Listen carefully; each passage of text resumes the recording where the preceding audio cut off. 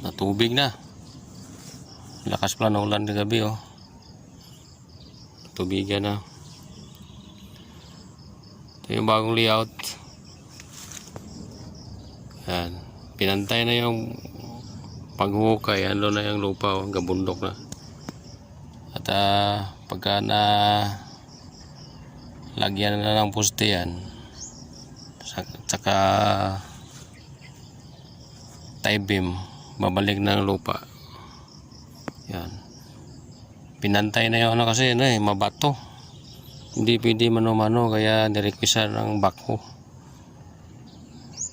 Binakho na, pinantay na. Para diretso na. Hindi na mahirapan maghukay, hirap eh. Ang laking bato, oh.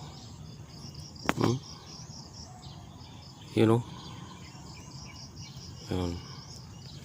Mahirap kayo maghukay mga ganyan. Atrasado. Abutin ka ng buwan yung paghukay niyan. May tubig na rin. Yan na. Ready na ito eh.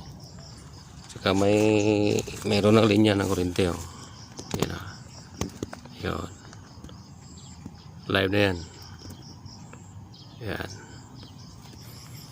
Kasi baka sunod linggo masitingan na ito ng pamuste, pundasyon. Nagsisiting kami ngayon ay nag-fabricate kami ngayon ng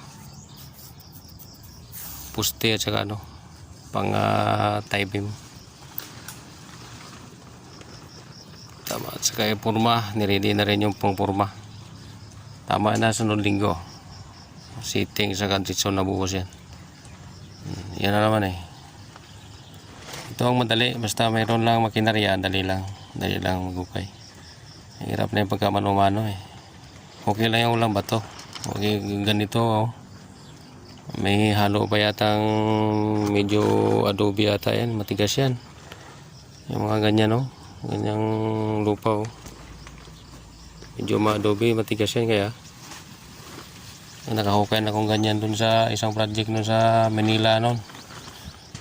Bumabalik, hey. Lumalaban yung pag binubuntal mo eh. Kawawa yung kamay.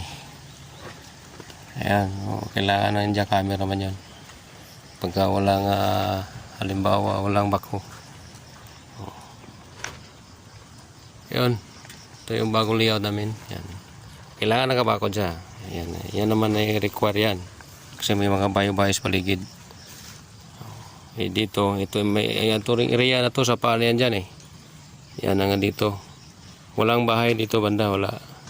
Ang may bahay dito. Kaya ito, board up na ang ginawa namin. Nilagay. Yan. Ayan kasi pagka malakas hangin, hindi ata abutan ng buwan yan. Tas-butas na yan. Okay. Sa ngayon, wala pa, ganito pa muna. Kasunod linggo, wala, masitingan na ito. Tuloy-tuloy na yun. Yun ang mayroon na pala may survey na may linya na yun. Mayroon na pala linyahan na pala yun.